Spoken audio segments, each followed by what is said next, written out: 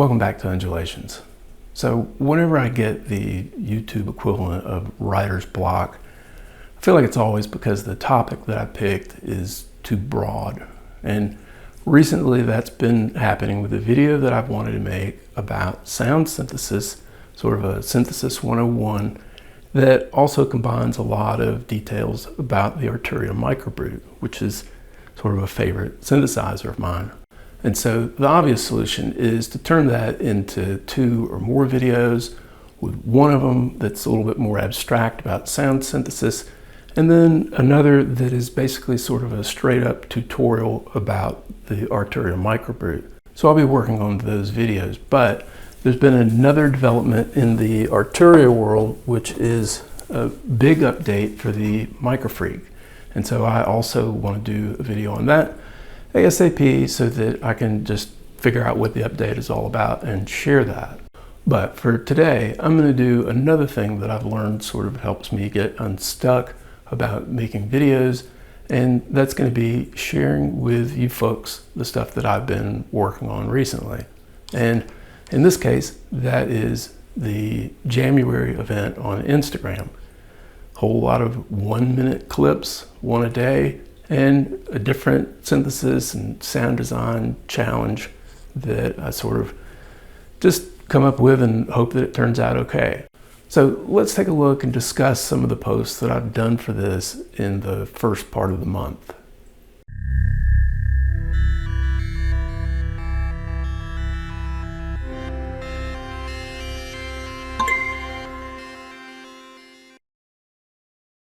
All right, so first up is a clip that I did with the model cycles. And the idea for this came from a comment on, I think it was the 4th video in the model cycles series that I did. And it has to do with the fact that there is no attack parameter on the model cycles. So you can set a release, you can't set an attack, and it makes it kind of trickier, a little bit harder than you would like to make sort of a slowly swelling pad sound. So check out what I came up with.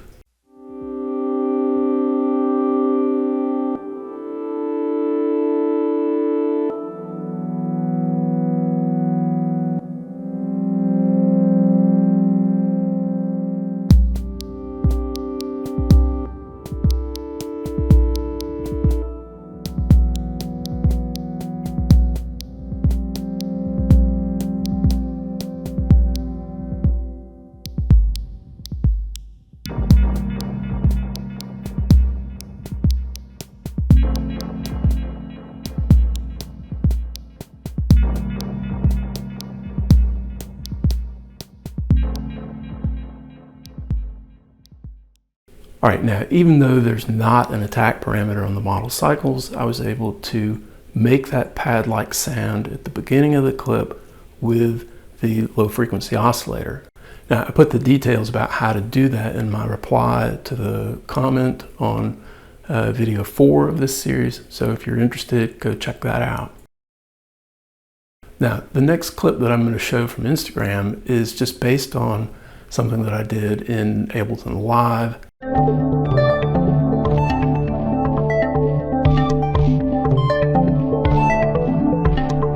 And so then my plan was to take that sample and make what I call a book folded version of that, where it plays forward and then it plays in reverse, all in the same sample. And that's because the Bassel MicroGranny doesn't have a reverse button. So I did that in Audacity, had forward, had backwards, and then just to see what it sounded like, I played it at half speed, and I just thought, well, I'm gonna quit. That's gonna be the post for Jamuary.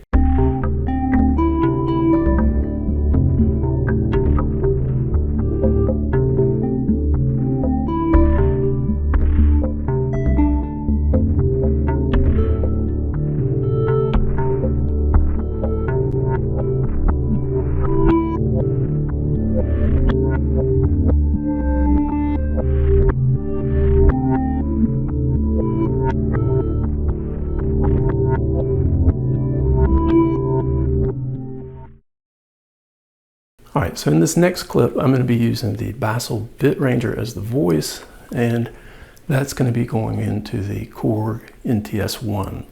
Take a listen.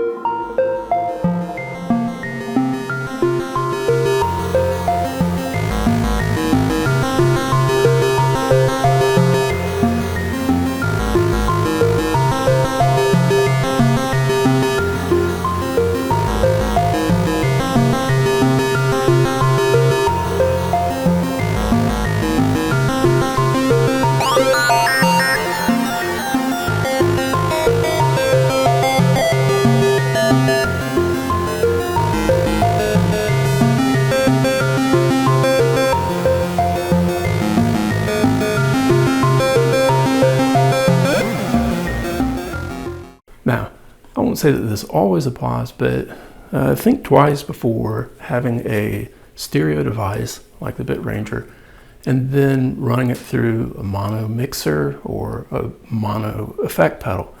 Kind of giving away part of the charm that the device has. And so that's something that I really have been appreciating about the NTS-1 is the stereo effects processing for something of this size. Now, the next clip that I want to talk about uses the Make Noise 0Coast as the voice, and I'm controlling that with the Korg SQ1.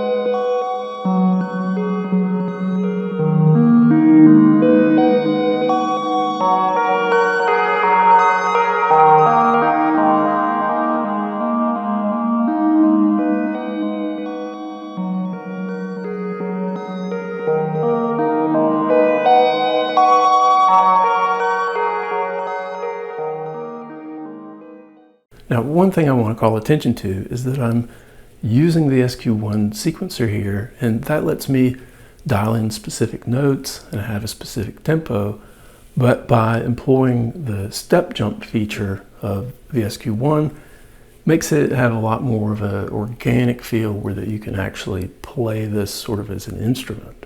And then the other thing to point out is that normally on this channel, I use like one pedal. And so when you start to get into multiple guitar pedals, there's really an issue of what is the ordering. And so in what you just watched, I started with the Dwarfcraft Devices Happiness pedal to sort of use a filter to bring the volume and the brightness in and out. But then for me, the real choice came down to with the chorus pedal that I had, which sort of like modulates. This is the Julia. It can do chorus, it can do tremolo, and this Atlantic reverb pedal. It's like, what do you do in terms of order? And for this case, it made sense to me that you would take the longer effect, the reverb tail, and then modulate that slowly with the chorus pedal. And I thought it turned out nice. Now, in this next clip, I'm using the Volca modular as the voice, and there's actually two voices where I have one sequence running on the main oscillator, but then in parallel to that, I've got some other notes coming from the fundamental oscillator, and I'm kind of bringing that in and out using the release knob. And that's just sort of a side comment that on these little 1-minute Instagram posts, I like to put in some sort of hand control. I don't always do it, but I do feel like it sort of makes it more interesting to look at and gives it more of a human feel.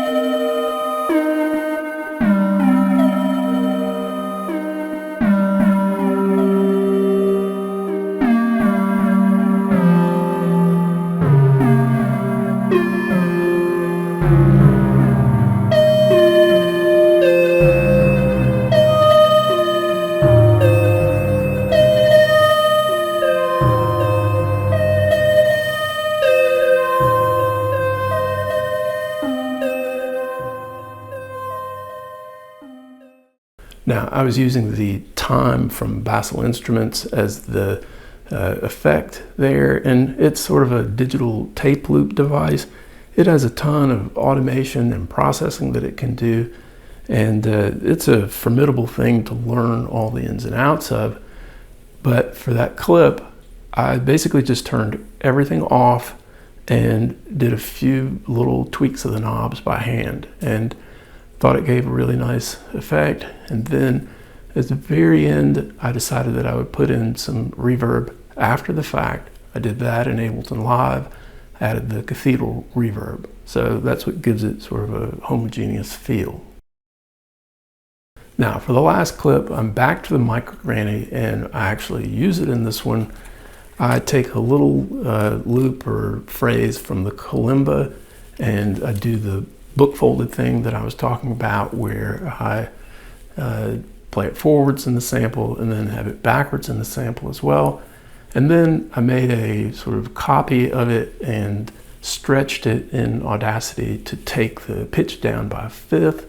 And so that gives some chord progressions through the samples.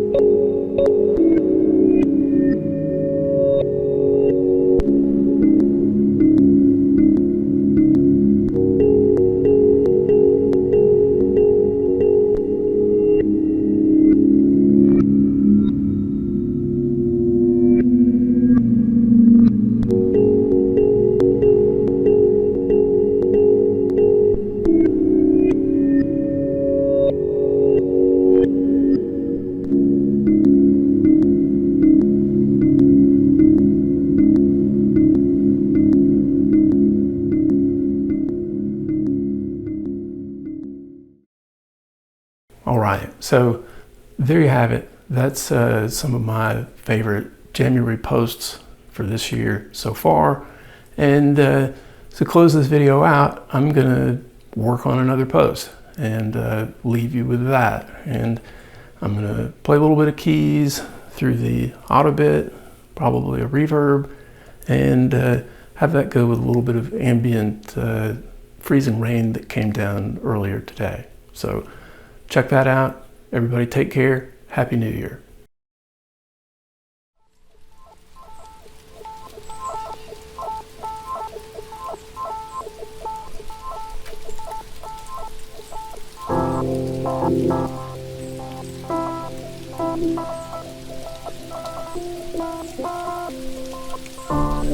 Thank you.